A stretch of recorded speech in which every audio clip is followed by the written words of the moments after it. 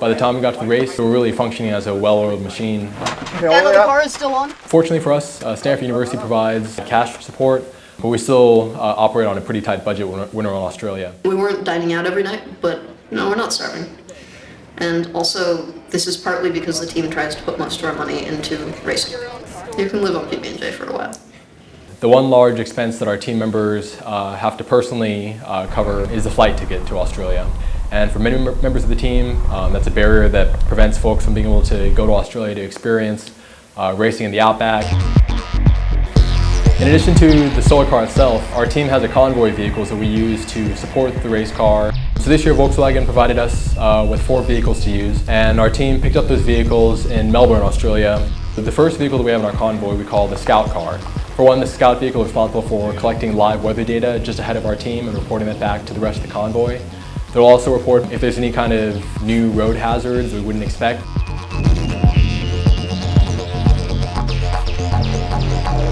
Australia does have a lot of kangaroos, and they're actually primarily nocturnal creatures, so they'll kind of get attracted to this road surface at night when the road is warm and the weather's cooled down a bit. And the problem with this is that there's road trains, these 3 or 4 trailer long semi-truck configurations. What they have adopted is, they'll call them roo guards, where it's just a steel grate in front of the truck. They won't stop because they can't stop, and they'll just run these kangaroos down it. And you know, it happens, there's roadkill on the road, and we have to navigate that the next day. The next vehicle in the convoy is called the lead vehicle, and this vehicle will run maybe 500 yards in front of the solar car itself. And then just behind the solar car is the chase vehicle. And the chase vehicle is usually kind of the headquarters of our race convoy. And then the final vehicle that we have in our convoy is our trailer vehicle, which we use to carry all of our tents, all of our camping gear, and also some of our race equipment as well.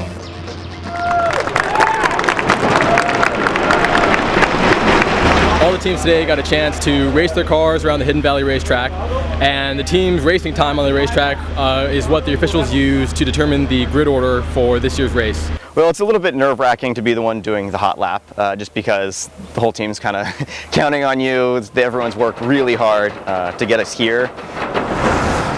The Stanford team did very well. We came in with a 2-minute, 7-second race time. That was the 3rd fastest in the challenge class. So that means that we'll be placed 3rd car at the start of the grid for this upcoming race. So the day before the race, I felt ready, and I know a number of other people on the team have also felt ready. I've been doing solar car for 4 years, and this is probably my last shot at it.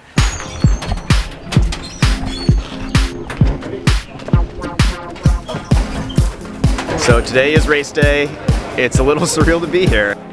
We're all obviously very pumped up, a lot of adrenaline flowing. None of us have slept all night, waking every hour in anticipation of the day. We're just really excited. It's going to be a great race and a wonderful way to see Australia. We hope to win. I'm excited, our team's excited. Feeling good, got a good night of sleep, and we're ready for a long race. You kind of start to reflect a little bit on 18 months of everything. I mean, the sleepless nights, the joy of something working, the bickering about what is the best design, what's not the best design, just the agony and the ecstasy of it all. So my parents have decided to come to be the, as they call it, drive the chuck wagon for the team.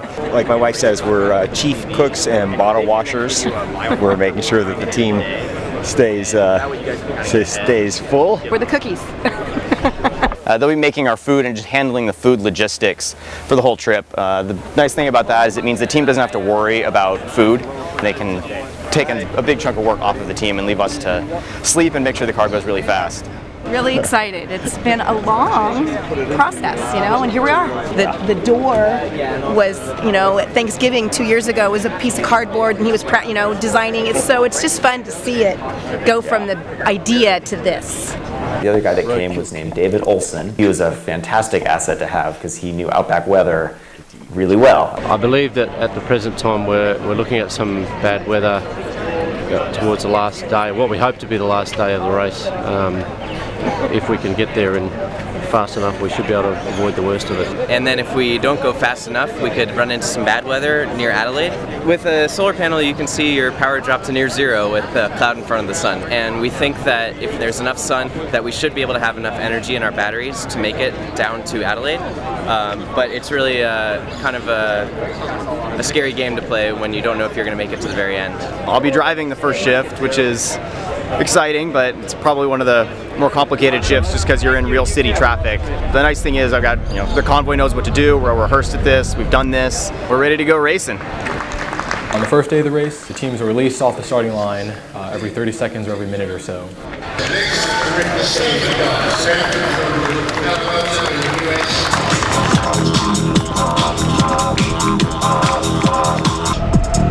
Getting out of Darwin was quite an adventure, and there were a lot of teams. It was just very dense traffic, a lot of passing, very chaotic.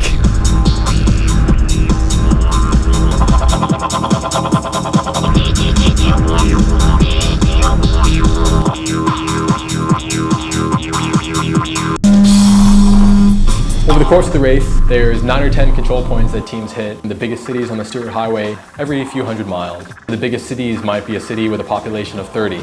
As the teams come in, their racing clock will stop for a period of 30 minutes, so teams can buy food and water for the next day of racing, refuel their escort vehicles.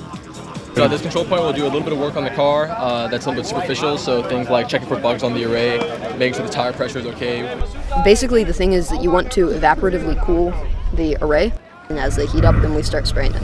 We use deionized water or demineralized water because it means that we're not leaving residue on the array. Yeah, getting a little more power than expected. Nuon, which is a team from the Netherlands, their car Nuna 7 has concentrators in it. So these are magnifying devices, and that gets them a lot of extra power. It's legal. You do get a lot more sunlight onto every cell.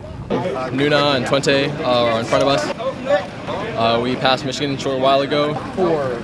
Michigan. Yeah, Michigan's way back. They just pulled in. Yeah. So we have pretty good sun coverage right now. There's a bit of clouds, but based on our weather data, the clouds should clear up pretty soon, and hopefully we'll have clear blue skies between here and the next control point. As the teams continue for the rest of the day of racing, before they get to the end of the race day at 5 p.m. each day, they'll have to try to scout out a place to spend the night. So what the team will do is quickly pull their vehicle to the side of the road, and then oftentimes what they'll do is they'll take their array of the car, the solar panels, and try to prop them up so they can point the solar panels directly at the sun for the last final hours of the day.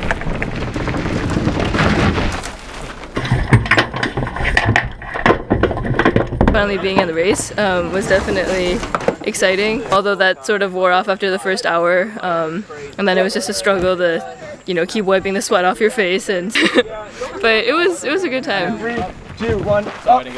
We're 4th now currently, and ahead of Michigan. I got to pass Michigan and looked over and grinned at their car when we were driving by. And as long as we stay in front of Michigan, we'll be happy for now. Michigan non mai è la vittoria,